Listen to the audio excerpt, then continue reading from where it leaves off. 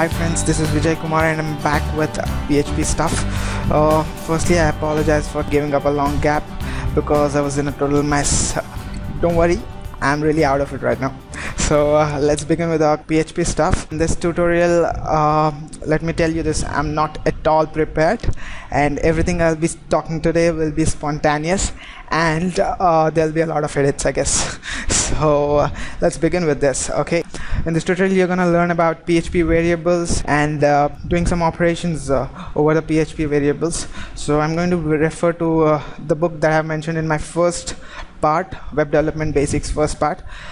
This book is written by Kelvin Young and known to be build your own database driven website, right?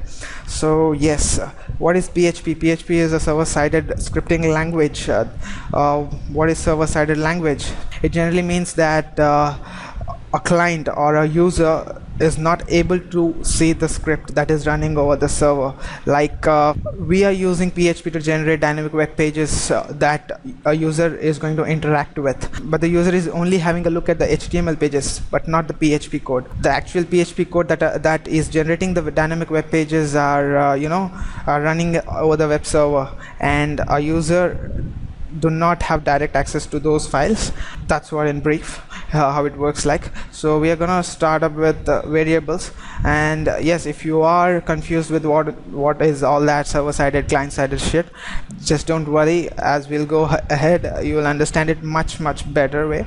So let's begin with a basic example.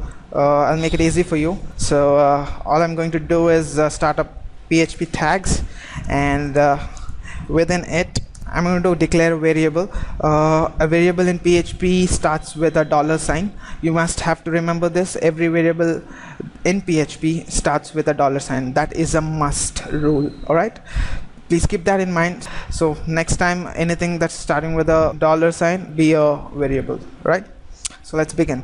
Let's take a variable var, right, and assign it with some string. All right, let it be hello. All right, now I'm going to echo that over here. Echo, I guess you have been through this statement in the second video, that is the hello world tutorial.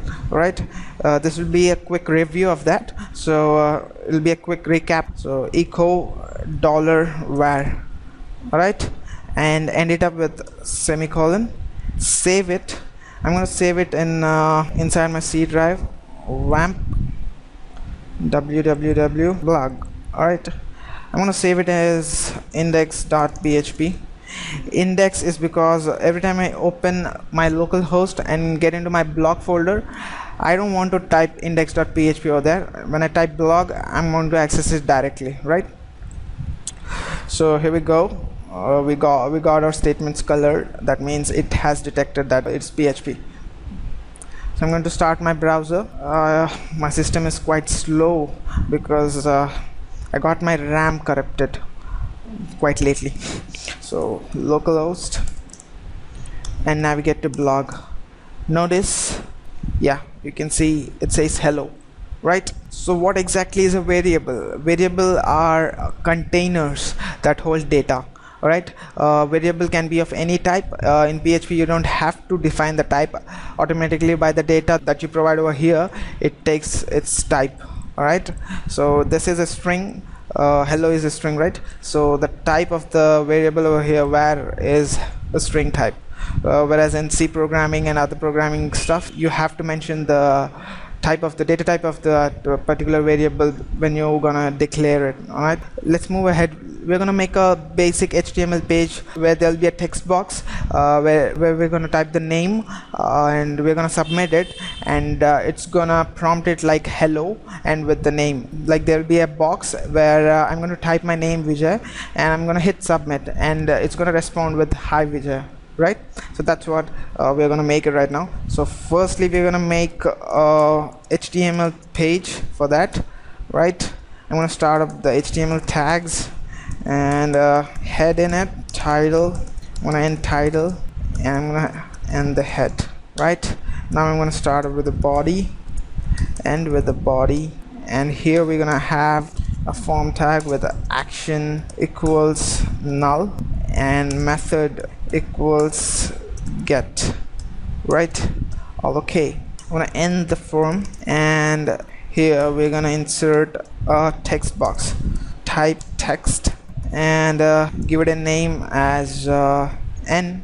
All right, close it, and we're gonna insert a submit button. So input type say submit and value send, right? We save it and I comment this and I save it again, refresh this page, and notice you got a text box, right? So right now what I'm going to do is if I type anything over here and hit send, I'm not going to get anything, seriously. So what I have to do is I have to catch the data that is sent over here, and then I have to process it. So now we are going to write a program which will catch the data that is sent from here. We're going to process the data, we are going to concatenate with the string hello, and we are going to pop it out over the screen, right? So that's just simple. We're going to take a variable name, all right, and we're going to insert the name that is been provided over the text box, inside the text box. So it would be, we're going to request the data like $_request, and we'll have a square bracket over here, and inside that we are going to write the name of that particular text box, right? We have n over here, so here we have n, so this is going to be n. We are going to catch the data inside this particular text box, all right? And now we are going to end this statement. After executing this particular statement, the data that you provide inside this particular text box is fed into this variable. The name is fed into the name variable, right? After that we are gonna echo it. I'm gonna rename this $name. We can echo the name back with a concatenation with hello, right? We want to display hello and the name, right? Open up the double quotes, put a dot over here. The dot is used to concatenate the string, like we have a string over here and we have another string over here. We can concatenate it with a dot, right? It's just like addition, right? Kind of addition, not exactly, right?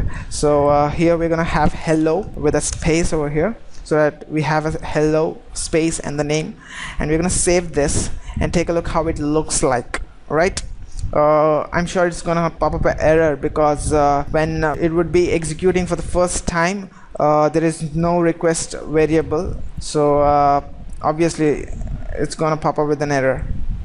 Yes, it says undefined index n because the very first time you haven't provided any n over here. So for that you're gonna insert if condition, right? If you don't know what is the if condition, don't worry about it. We're gonna take a brief look over that later on, but just have a basic view how it is like. So if is like simple if say it says if this is satisfied, do this. So that's what we are gonna do. If we receive any data, then only you're gonna execute the code that is within this particular flower brackets, right? So we're gonna copy this whole stuff, cut it and paste it right here, right? You're getting my point, I guess. And if you don't worry, we're gonna have a brief explanation later on. This is just an intro. So this says if we get a request from the user, then only execute this, right? Otherwise the code is not executed, so we don't have to worry. We are not going to get any errors right now. We're just going to refresh it, and here the very next time I provide my name here and I hit send, I'm gonna get hello Vijay, right? I hope you're getting this. So this is how a basic PHP code works. Like this is a if condition, and I hope you got my point about how variables work in any programming language. Variables are nothing but they are containers that hold data, right? And we also learned about concatenation of two strings, like we can concatenate two different strings with a single dot in between, right? Here the name variable here contains the string that you provide in the text box over here, and it is concatenated with hello, and we echo it using echo keyword, and so we get the output hello and the name you provided. Suppose if you insert a name Bob and you hit send, you get it hello Bob. So taking security as a concern, I would like to let you know that there is a loophole in this. There is a bug in this code that is what if you type out a simple HTML code inside it, like you type a simple HTML code such as h1, you open up h1 tag and write your name, let it be anything, NAME name, alright, and the h1 tag, and hit send right now and take a look. Here we go. There is a huge bug in it, right? It's like a simple XSS flaw, right? You may insert any JavaScript inside this and the user will be seriously, literally unknown of it, and anyone could be attacked. So that would be a serious security bug, and hence we are gonna have some filters that's gonna sanitize your input, and it will output it. We'll learn that all that in a different tutorial, but not in this one. End of this tutorial, all we are gonna do is make up a simple pretty blog. It won't be a full polished one, it'll be a very basic one, so that you understand how PHP works like. But I'm not going to end up doing something like a WordPress or blog or something like that, having your templates and all that. It'll be a very basic one, very basic one. I seriously mean it, a basic one, right? I'm not sure either that I'm gonna make a secure blog or something like that. Okay, so that's all for this tutorial right now, and I'm gonna take your leave. Keep watching my tutorials. Thank you so much for joining me like this, and please do like, subscribe my channel, and those numbers really count for me, and I'll be looking forward to hear from you guys, and that's what gets me doing a lot of videos like this. Thank you so much. Bye bye.